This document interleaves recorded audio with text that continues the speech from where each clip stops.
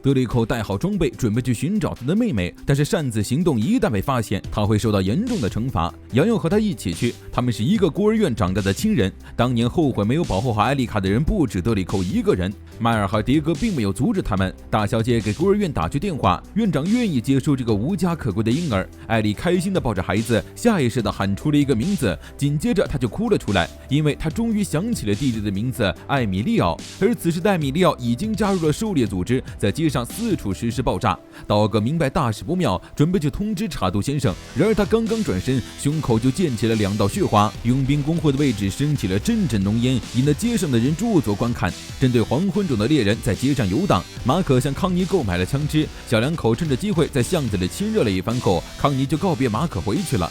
大小姐离开便利屋，返回了克里斯蒂亚诺家族。杨和德里寇带着小时候的照片四处问询，但仍一无所获。街上的骚动让他们预感到事情将会越来越复杂。如果他们不能及时找到艾丽卡，蒙洛先生说不定就会陷入危机。但艾丽卡的行动都是在晚上，根本找不到目击者。而就在他们准备前往7号街寻找的时候，一个躲在巷子里的人将德里寇看成了艾丽卡。加拉哈德原本带着酒准备前往工会，却没想到半路上情况突变，路上到处都是被杀害的黄昏种。工会的位置传出阵阵爆炸，加拉哈德急忙疏散围观群众，让约尔婆婆带着康妮去便利屋避难。佣兵工会的情况很严峻，2名狩猎者闯入工会大肆屠杀，很快就将帕克利从睡梦中吵醒。因为爆炸和烟雾让黄昏种的视野和嗅觉受限，根本不是他们的对手。打到这里也不过是时间问题。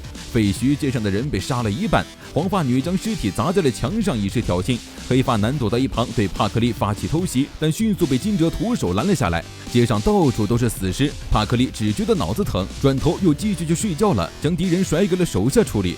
黄发女嘲笑他躲在身后看热闹，果然屎的脑子里也全都是屎。帕克利让他闭嘴，这里是粪坑又怎样？抹掉了粪坑里的50人100人又有什么区别吗？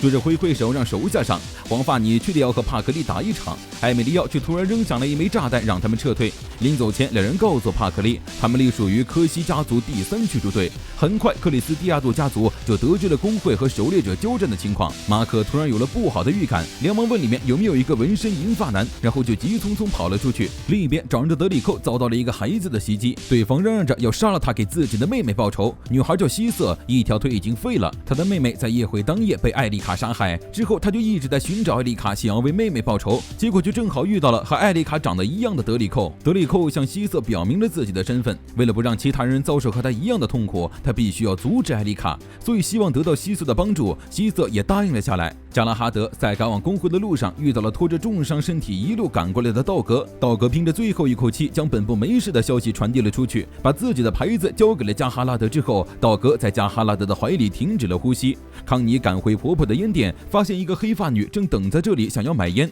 康妮毫无戒备地走进店里给她拿烟，并且闲聊了起来，却没想到在递烟的时候，女人一把拽住了她，她身上有某个男人熟悉的味道。等到马可急匆匆赶来，原地就只剩下了康妮的帽子。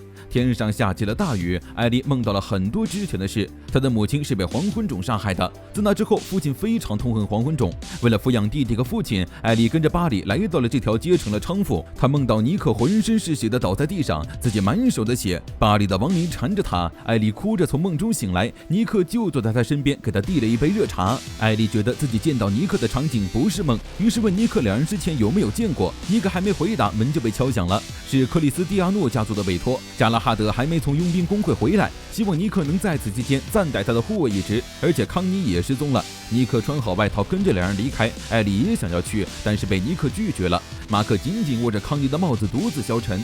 婆婆找上门来，拐杖狠狠抽打在马可身上。又是驱逐队，他的儿子和儿媳就是死在驱逐队的手上，如今连他唯一的孙女也要夺走。马可不是发过誓不会让这种事再发生了吗？结果呢？尼克拦下拐杖，婆婆气冲冲地离开了夜会。尼克追上去，将衣服披在婆婆身上。他儿子和儿媳死的时候，连尸体都没留下。他不敢奢求太多，哪怕是一只耳朵、一个眼睛，至少再让他健康一面就够了。下雨的天气从来都不会有什么好事情。驱逐队是专门猎杀黄昏种的猎人组织，但早在15年前就应该解散了才对。马可曾是第2驱逐队出身的元首猎者，不过在那之后就加入了克里斯蒂亚诺家族。驱逐队绑架康尼，很可能是为了向马可复仇。沃里克来到蒙洛家族，在2把手迈尔的带领下去找蒙洛。一听蒙洛和伊万在一起，沃里克很疑惑，对方是新来的，他对这个人印象不深。说着，他问起了那天去夜会送钱的人是谁。如果人在那里，肯定能在他发射信号之前做点什么。被道格袭击的时候也是一样，那条小巷是安全通道，他们没在那里被袭击过，而且小巷地形复杂，极不容易拦截目标，不熟悉路况一下就被甩开了。但对方却能很快的追来。迈尔终于意识到伊万这人有问题，闯进房间里一看，伊万和蒙洛都已经不见了。而就在这时，撞过沃里克的银发男人出现在了门口。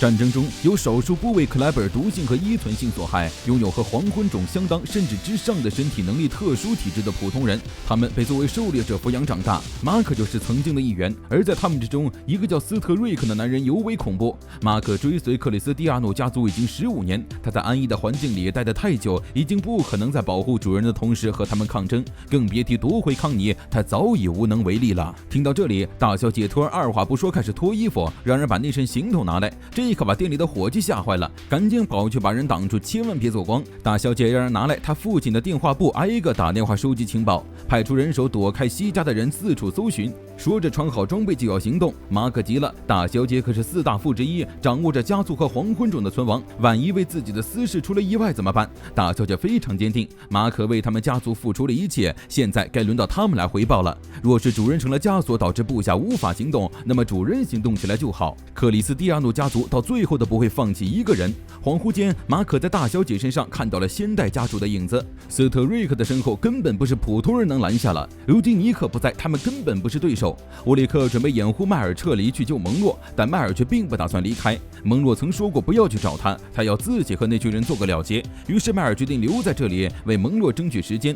沃里克也毫不犹豫地选择留了下来。斯特瑞克掰开铁门，突破了最后一道防线。然而打开大门，坐在里面的却不是蒙洛。沃里克就在窗口朝斯特瑞克开枪。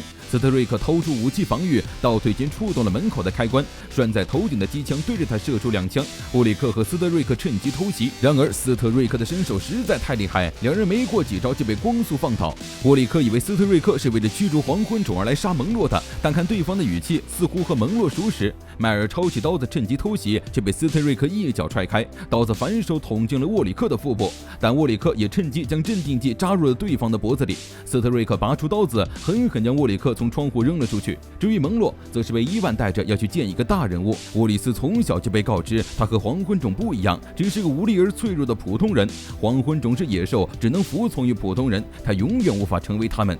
沃里克倒在冰冷的雨中，他也从没说过自己想成为黄昏种啊。